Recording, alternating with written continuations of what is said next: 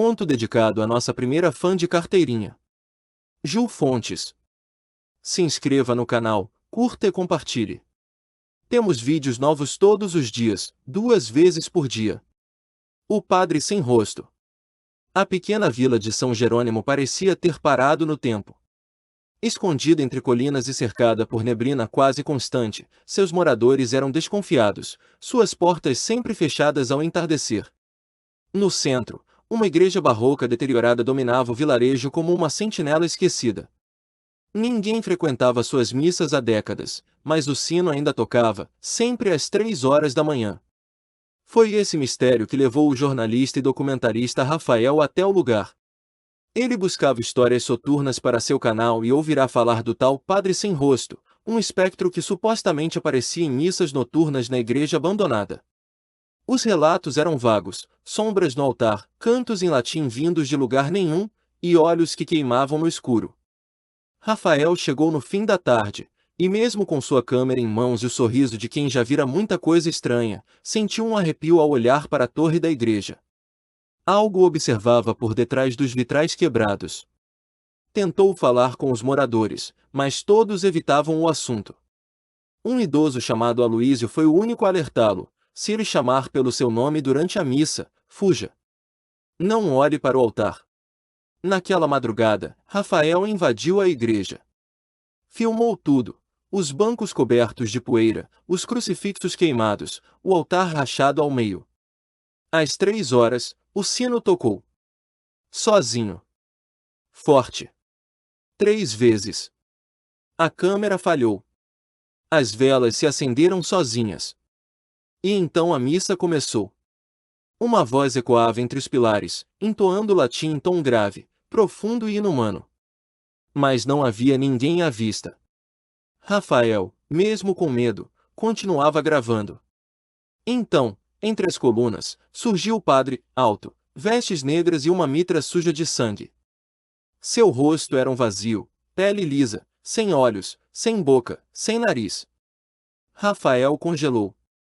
O padre apontou diretamente para ele. A voz soou clara: Rafael. O jornalista caiu de joelhos, os ouvidos sangrando. Ele tentava se mover, mas o corpo não respondia. O padre começou a se aproximar, e cada passo soava como o arrastar de uma lápide. Antes que o alcançasse, Rafael conseguiu gritar, quebrando o feitiço. Correu até a porta da igreja, mas ela já não levava à rua. Agora havia apenas um corredor infinito coberto de crucifixos invertidos. Rafael correu por aquele corredor claustrofóbico, cercado por paredes que pareciam pulsar como carne viva. O ar era espesso, difícil de respirar. O eco de seus passos se misturava aos lamentos que vinham das cruzes penduradas, vozes de fé corrompida, pedindo perdão, implorando por olhos. Cada porta que surgia ao longo do corredor escondia uma cena de horror. Em uma sala, uma criança rezava ajoelhada diante de um crucifixo, mas ao se virar, seu rosto era o mesmo vazio do padre. Em outra, dezenas de fiéis rezavam em silêncio, com os olhos costurados. Rafael começou a entender: todos haviam sido marcados por aquela missa, por aquele ritual antigo que jamais deveria ser invocado. Ele tentou forçar uma das janelas, mas do outro lado havia apenas escuridão sólida, como se o mundo ali fora tivesse deixado de existir. Foi quando escutou novamente: Rafael. A voz surgia atrás de cada porta, cada vez mais próxima. Sabia que não podia responder. Sabia que, se olhasse de volta, estaria perdido. Depois do que pareceu uma eternidade, encontrou uma escada de pedra. Ela descia em espiral para as entranhas da igreja, onde o ar era ainda mais denso, e o cheiro de carne podre impregnava tudo. Desceu. Precisava entender o que era aquele lugar. Precisava sobreviver para contar. Chegando ao fundo, viu um ossuário. Ossos de fiéis, padres, crianças, todos empilhados como oferendas. No centro, um altar negro onde o livro da missa repousava. Ele se aproximou e viu seu nome já escrito nas páginas, com letras de sangue ainda fresco. Foi então que Rafael compreendeu: aquela missa não era para converter ou perdoar. Era um pacto. Cada nome chamado, cada pessoa que respondia, selava seu destino. O padre sem rosto era um sacerdote de outro mundo, um arauto de algo ainda mais antigo, algo que se alimentava da fé distorcida e da identidade dos que o enfrentavam. A página começou a queimar diante de seus olhos, e o chão tremeu. Precisava sair dali antes que fosse tarde demais. O tremor cessou tão abruptamente quanto começara. Rafael correu pelos túneis subterrâneos, agora iluminados por uma luz vermelha pulsante que vinha do nada. O livro ainda ardia atrás dele, mas não se consumia, era como se o fogo fosse parte de sua natureza, e não sua destruição. Ao virar uma esquina, encontrou um espelho antigo encostado na parede de pedra. Sua imagem refletida tremia, distorcida. Seus olhos sangravam, e o rosto começava a perder contornos. Era o começo do processo. O padre estava tentando apagar sua identidade, tornar Rafael mais um dos servos sem face. Desesperado, quebrou o espelho, mas os cacos refletiam coisas diferentes. Um mostrava sua infância, outro sua morte, outro ele próprio celebrando a missa em latim. Era como se o tempo estivesse rompido ali, como se aquele templo sugasse cada fio de memória e fé dos que entrassem. Foi então que, atrás de um véu de cortinas podres, encontrou uma cela. Dentro, um homem murmurava orações em latim, coberto de correntes e usando batina. Seus olhos estavam costurados, mas ainda escorriam lágrimas. Ele era o verdadeiro pároco, disse uma voz ao lado de Rafael. O primeiro a ser tomado. Uma mulher estava ali. Jovem, mas com a pele pálida demais para parecer viva. Disse chamar-se Irmã Madalena, freira morta há mais de 70 anos. Ficará presa naquele limbo para impedir que o espírito do padre completasse a missa com 13 nomes. Rafael seria o último. Ela explicou que o padre sem rosto fora um homem ambicioso, um sacerdote do século XIX que trocara sua alma por poder sobre a fé alheia. Cada vez que conduzia uma missa e pronunciava o nome de alguém, roubava sua face, sua alma, sua história. A única forma de impedir o ritual seria queimar o livro no altar, sob a luz da aurora. Mas para isso, Rafael teria que resistir até o nascer do sol, sem responder ao chamado, sem olhar diretamente nos olhos costurados do padre. E o tempo já corria. Com o livro em mãos, Rafael e a aparição de Irmã Madalena subiram novamente até a igreja. Os corredores estavam diferentes, vivos, como se o templo sentisse o desafio. Gritavam, sangravam das paredes, e figuras sem rosto surgiam das sombras tentando impedir a passagem. A cada nome sussurrado pelo padre, uma das figuras se dissolvia em cinzas. Restava apenas Rafael.